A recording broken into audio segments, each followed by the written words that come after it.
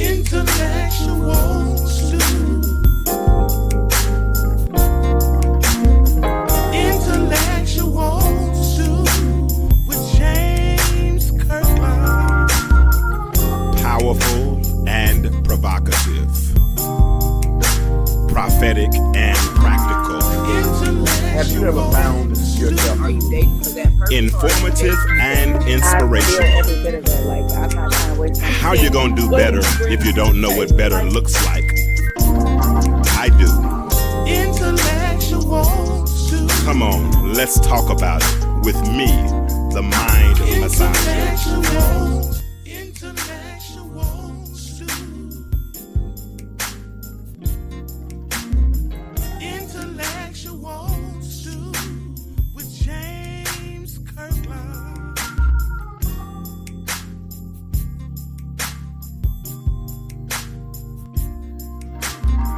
Intellectual stew.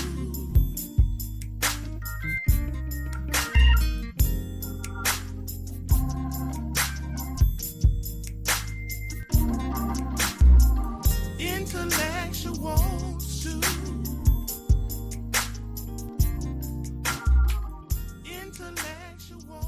Intellectual stew with James Kirkland.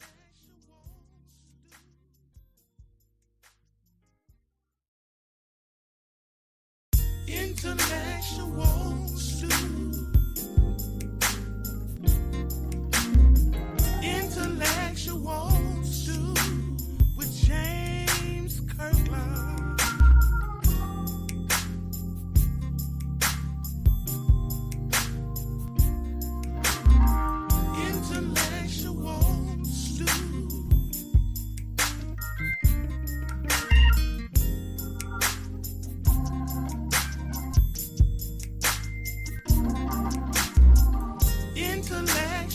Intellectual stew.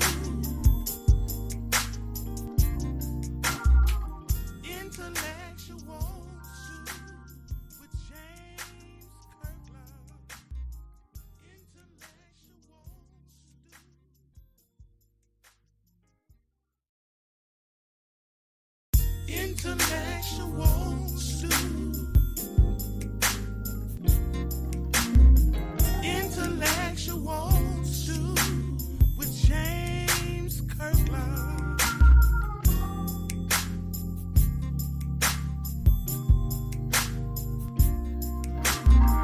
Intellectual stew.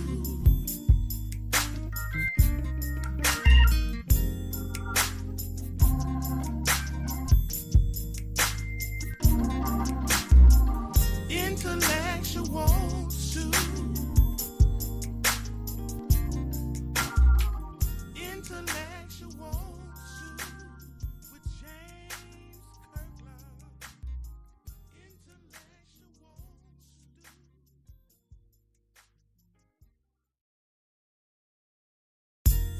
Intellectual stew. Intellectual stew with James Kirkland.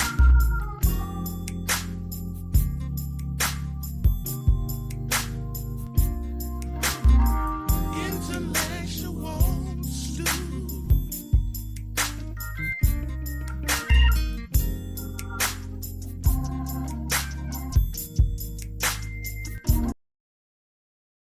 Intellectual stew.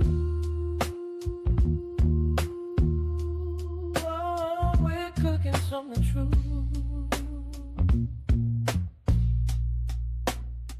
Intellectual stew. Real raw and relevant for you. With James Kirkland guiding through the deep, the light, the old, the new. Intellectual stew. Yeah, we're stirring up the view.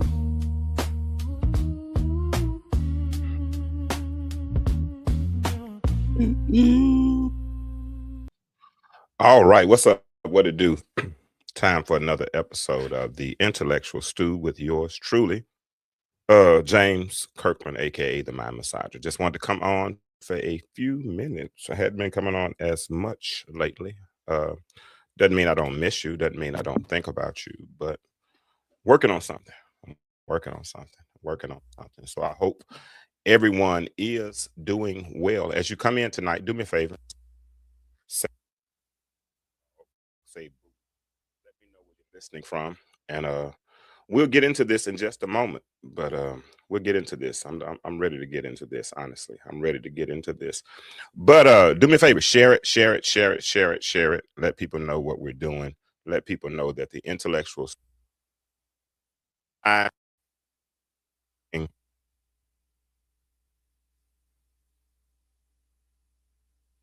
on. And then I'm going to get into this. I have some notes tonight. So if you see me looking down, I'm probably looking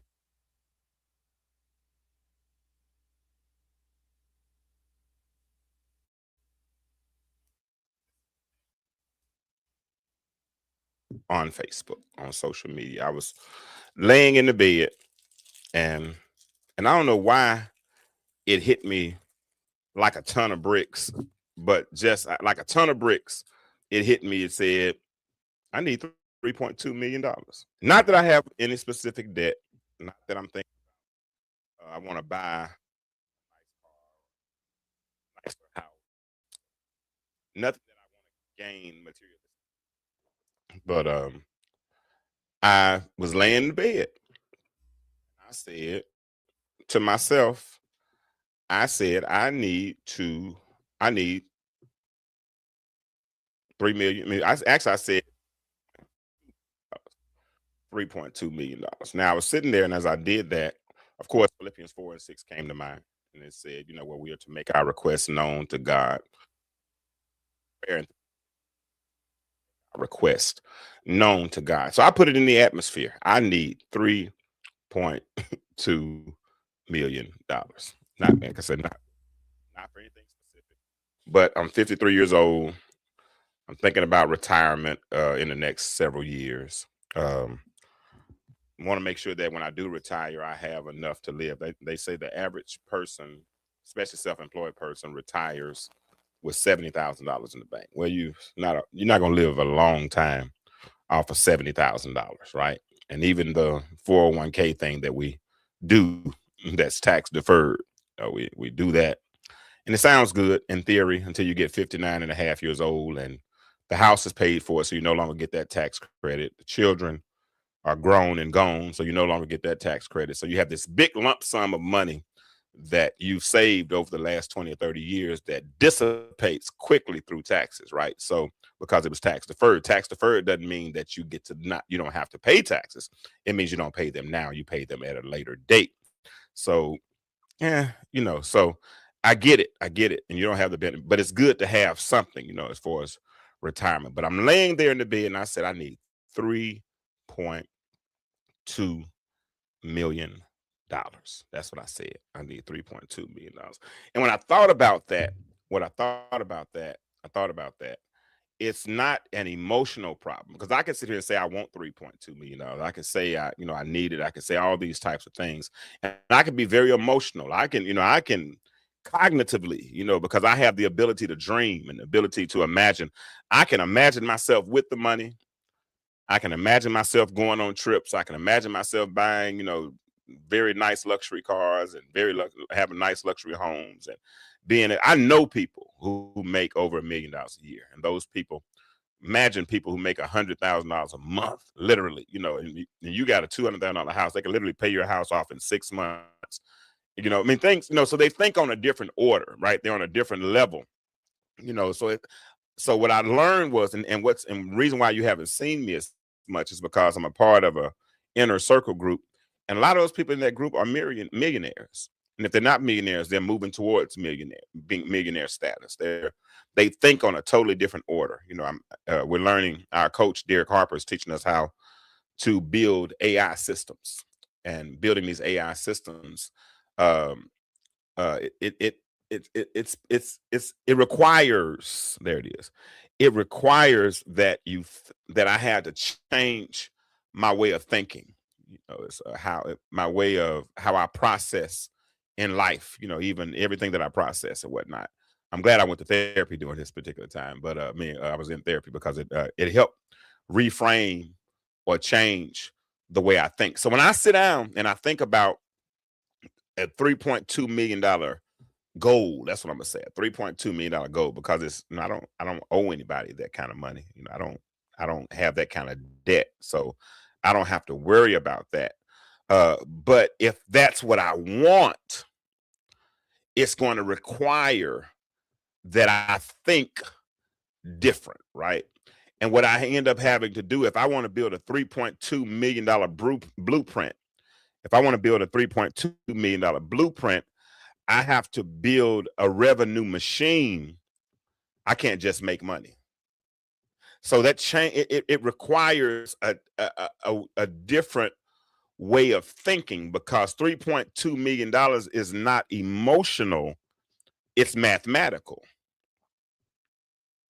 It's not emotional, it's mathematical. Wealth is engineered. This is what I'm learning. I'm telling you, I'm in order to get these things, I'm having it involves hanging around people that, you know, have high ticket items, you know, and they don't think in small numbers, they think in systems. So wealth is engineered, it's not wished. Big money follows systems. See, listen, most people, we're designed, we're wired, we're engineered to chase money like it's a miracle. But money is math. It means, in any way you think about it, if you break $3.2 million into smaller revenue blocks, then it becomes manageable. When I put the post up and I said that I wanted to make $3.2 million, yeah, and everybody, some people are like, yeah, me too.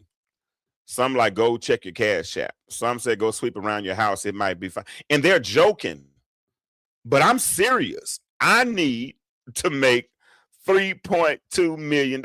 So if I want to make $3.2 million, first of all, it starts with a plan.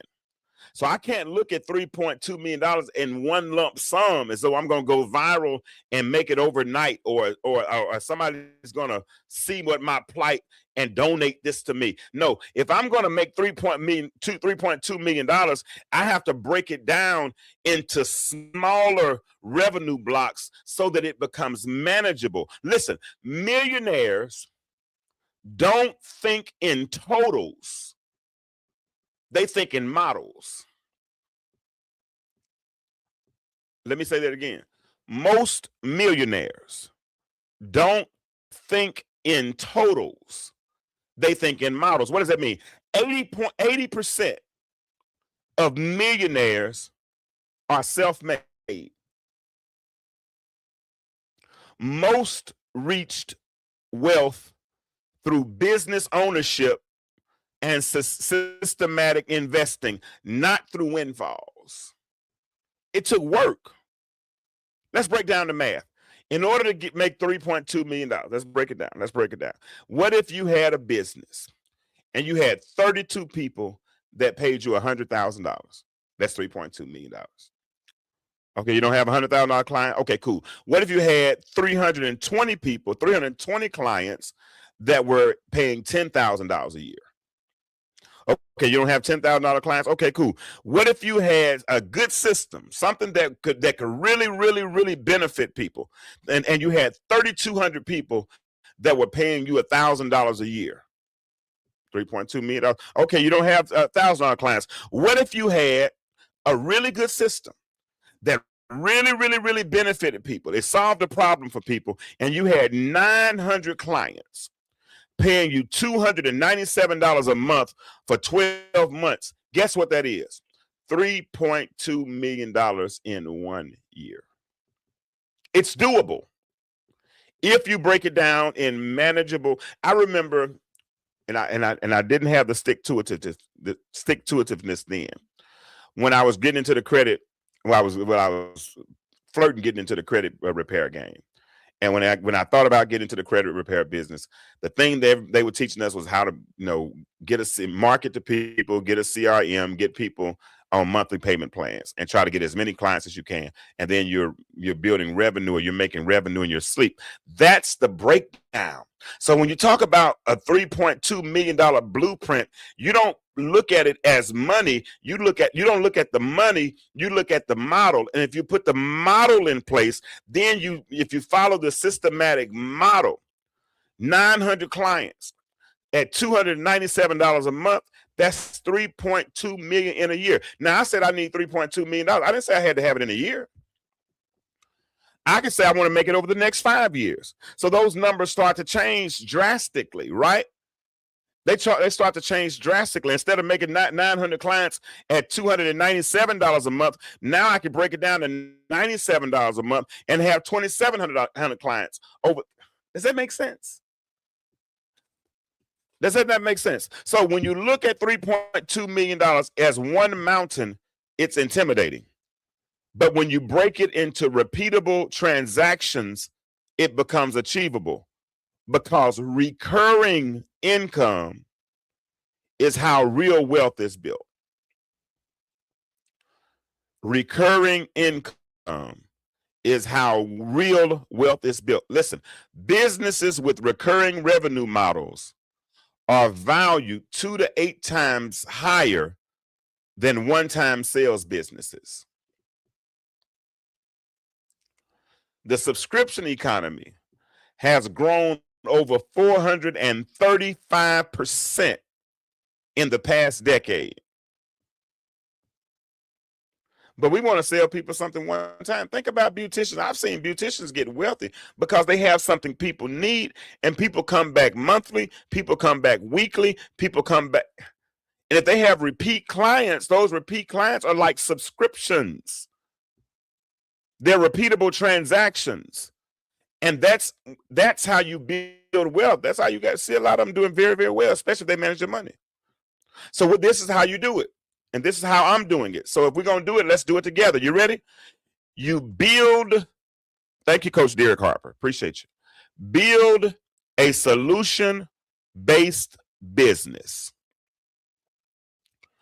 Build a solution-based business, not a passion project. Let me say that again. Build a solution-based business, not a passion project. I'm guilty of building passion projects. See, sometimes you'll build a passion project because you're passionate about it, and because you like it, you assume everybody else likes what you like. That's called projecting. Just because something is you're passionate about something, don't mean that it solves a problem for the masses. Does that make sense? Listen, write this down. Money follows problems. The bigger the pain, the bigger the paycheck. Does that make sense? Money follows problems. The bigger the pain, the bigger the paycheck. At the end of the 1900s, during the Reformation time, blacks and whites were getting along well. You know, they were getting along better. I mean, better than some people wanted to. So division and dissension was created. Dissension was created to create division. You know why? Because people understood that the dividends are in division. President Trump understands that. They understand the dividends are in division. When people are divided, that's when people make the most money. Listen, money follows problems. So when you build a solution-based business, the bigger the pain, the bigger the paycheck. Listen, you don't get paid for ideas. You might think you do, but you don't get paid for ideas. You get paid for solutions. That's right. Let's talk about ideas. Ideas. I do everything alone. IDEA. I do everything alone. But see, and that's what idea do. You kind of, it's in your mind. You know, it doesn't come into fruition. You've not promoted it into vision. And when you don't promote it into vision, your idea stays in your head. I remember one time I kept telling my friend, I'm in the lab. He said, when you coming out the lab and get it and really put it to work? because you don't get paid for ideas. You get paid for solutions. So here it is. You identify the pain before you design the product. This is my model. This is what I'm trying to do to get to this $3.2 million that I need to make. You identify the pain before you design the product. Most entrepreneurs build what they like. Wealth builders build what people desperately need. Most entrepreneurs build what they like, but wealth builders build what people desperately need. If you solve a small inconvenience, you earn small money. If you solve a costly problem, you earn larger money, because you have to be able to identify the pain. And once you identify the pain, the bigger the pain. You don't start with what do I want to sell. You start with what's hurting people right now. What's going to help a person's business? What's going to eliminate somebody's problem? What's going to create a solution? For instance, if somebody has a 9-to-5 job, right, and they also have a small business. Well, if they have a 9-to-5 job, then their business is closed from 9 to 5, right? So when they have to come home from work, get the kids straight, do all those types of things, and then go to bed, that's a problem, because they're missing revenue between 9 to 5. If you figure out a solution to help them in those hours to 9 to 5 so they can scale their business and take it to a new level. Listen to this. 42% of startup businesses fail. Why? Because there's no market need. 42% businesses fail because there's no market need. Companies that focus on customer pain points outperform competitors by 85% in sales growth, according to Super Office CX report. 70% of decisions are driven by emotional triggers, mainly pain avoidance. So we have to understand the psychology of what we're trying to do if we're going to get to this place where we scale. Now, your goal might not be 3.2 million. Yours might be 10 million. Yours might be $1 million. I might be low, whatever. But whatever it is, whatever business you're building, it has to be a solution-based business, not a passion-based business. And then this is what happens.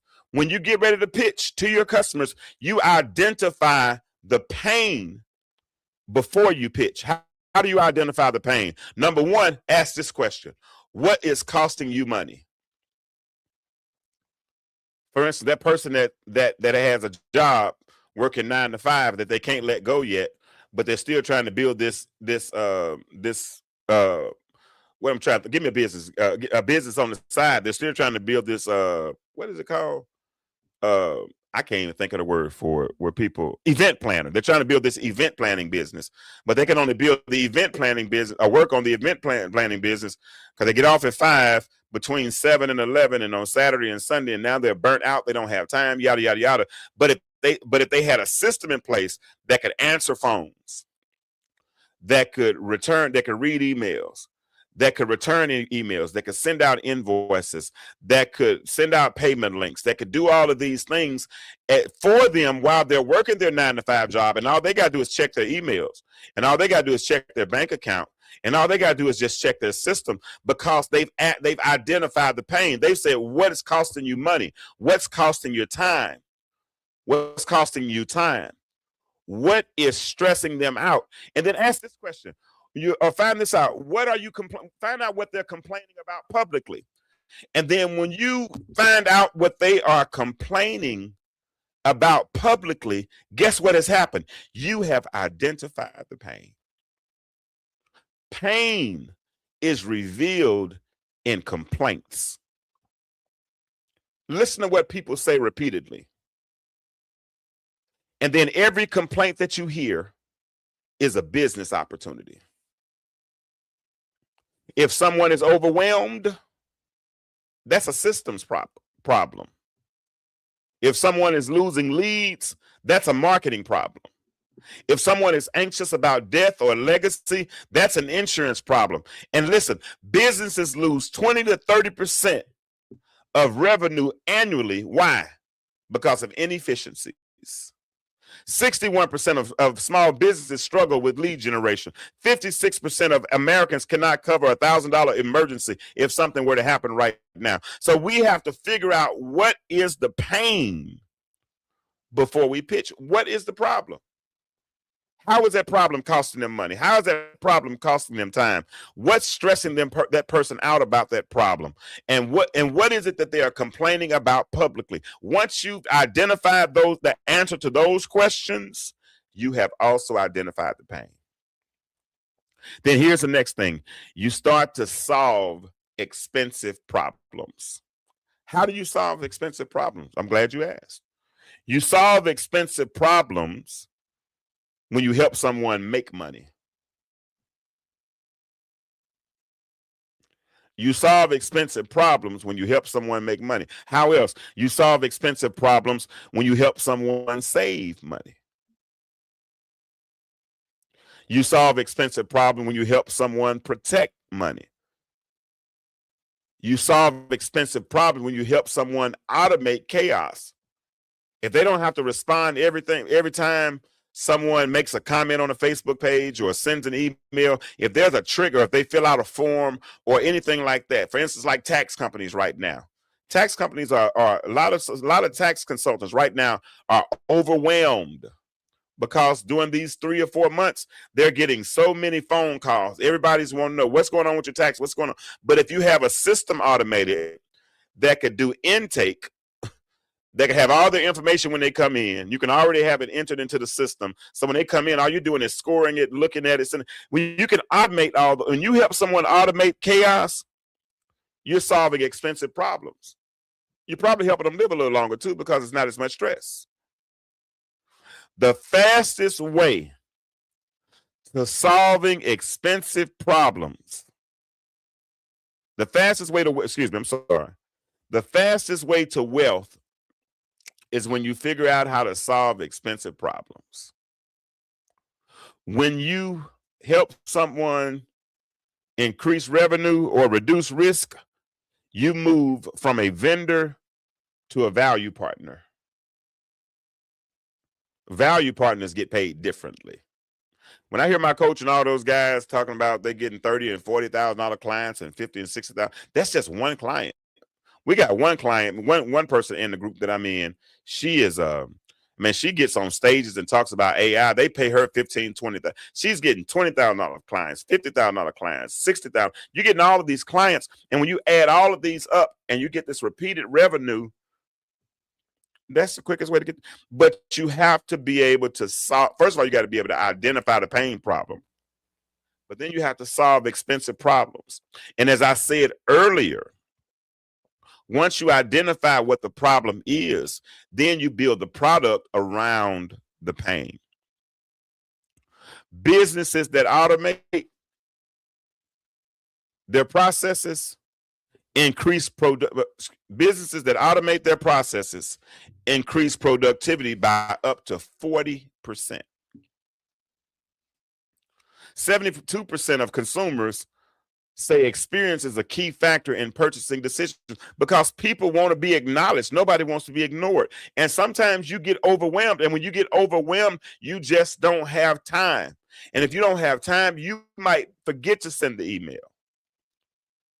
You might forget to check the email. You might forget to make the phone call or send out the text message. But if you put a system in place, and you might forget to make the post, or you might even miss a message in the post where somebody's asking a very important question because for some reason, when people are on social media, even on live videos, people think that somebody can read all of their comments. You can't. And if you miss an important message, you might have just missed revenue. But if you have a system in place that can read that message for you, you've solved an expensive problem. And if you solve this problem for somebody else, that's the quickest way to wealth. So you have to start leveraging. You have to figure out how to leverage. You leverage through technology. You leverage through talent. You leverage through trust, because systems scale even when effort cannot. Systems scale what effort cannot. Leverage is what makes speed possible. I'm gonna be honest, I cannot manually grind my way to $3.2 million fast. I asked ChatGPT, I said, ChatGPT, tell me how to make $3.2 million fast. First thing it says, you can't. But you can put a system in place to scale to that place. But it all starts with not looking at the full mountain, but breaking it down into manageable portions, and then do it over. I didn't say they gave me a plan for a year. Might not do it in a year, but I'll do it over the next 2 to 3. I will, because what technology does. Because like I said earlier, you can't manually grind your way to $3.2 million. But technology multiplies output. Systems reduce friction, and trust reduces resistance. So when you put technology in place so that it's doing multiple things at the same time, you put a system in place so that they're not competing with one another, but they're working fluently and congruently. And you build trust with your valued partner, as I just said. Not you don't become a vendor, you're a valued partner now. Now people trust you. They don't resist. They're coming to you as the expert. People spend money with who they think is an expert in that area. But how many of us are jacks of all trade, but masters of none? So we have to have leverage. And then we have to have recurring revenue is the wealth multiplier. Recurring revenue is the wealth multiplier. Build once, that's called white labeling. Build once, earn repeatedly.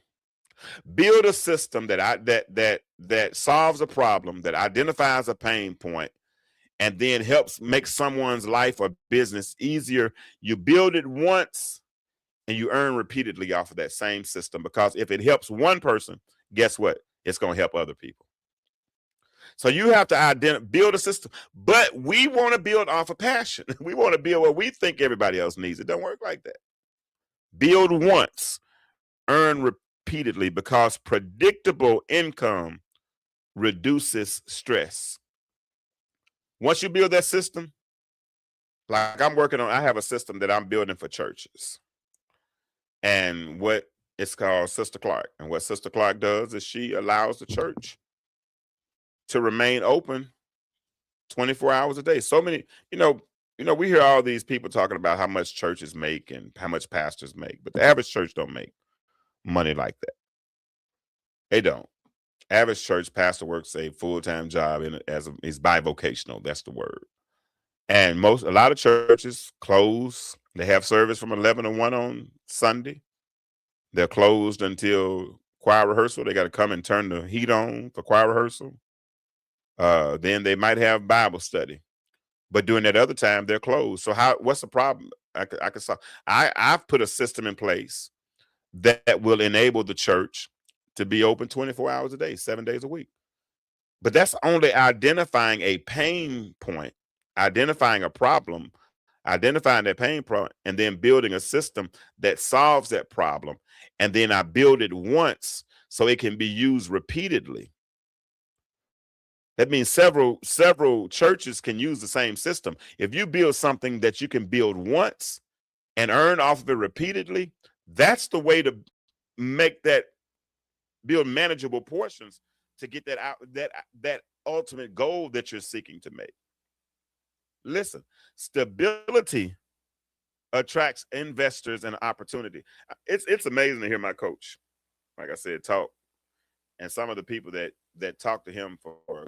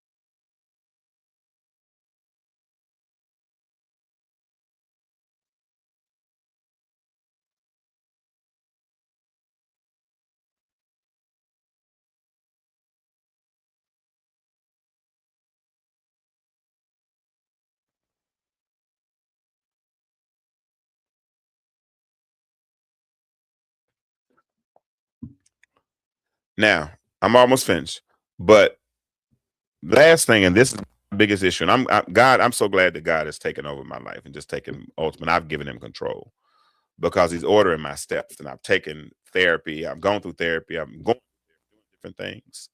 And one thing I have to learn is I have to focus. Millionaires don't multitask. They multiply. Now, I understand we got multiple streams of income. I understand that. But they don't multitask. They multiply. They pick one dominant lane. Why do they pick one dominant lane? Because ruthless focus beats scattered effort. Ruthless focus beats scattered effort. Death is greater than distraction. Most entrepreneurs don't fail. I'm talking crazy tonight. Most entrepreneurs fail because they chase every opportunity. Millionaires choose one or two vehicles and go deep. Clarity creates cash flow. One of my biggest issues, and this is, and I tell you, I don't mind telling you all the mistakes I made because some of you all might be making the same mistake. And if you're making the same mistake, I pray, and some of you all might eventually make the same mistake. And I pray that if I tell you the mistakes that I make, that you will learn from those. My biggest issue when I first started down this road, it was trying to figure out what my niche was. What problem did I solve? I was more passion focused. And I used to tell people, make your passion pay you. And that sounds good in theory, and it might make you live a pretty decent life. It might pay the bills. But if it's not solving a solution for the masses, it's not going to build life-changing wealth. And that's what I'm on right now. So here's my closing charge. And I appreciate you all for listening. And those who listen to the replay, if you want to partner with us, like I said, you just stay tuned. We're going to make this $3.2 million. But this is the closing charge. Don't chase the money. I'm not going to chase $3.2 million, but I'm going to make it. Don't chase the money. Second, instead of chasing the money, build a system that produces it. Identify pain, solve expensive problems, stop being afraid of technology and leverage technology in your favor, create recurring revenue, and then focus.